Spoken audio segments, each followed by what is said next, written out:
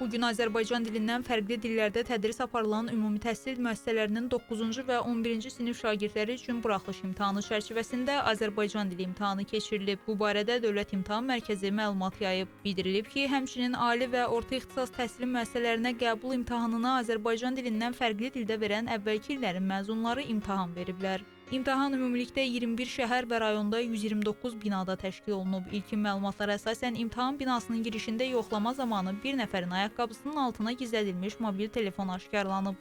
Qeyd olunan hal aktlaşdırılıb və araşdırma aparılacaq. Cari ildə məzun olan iştirakçıların imtahanda toplaya biləcəkləri maksimum bal 100 baldır. Bu imtahanın nəticəsi şagirdin yekun attestasiya sənədinə yazılacaq.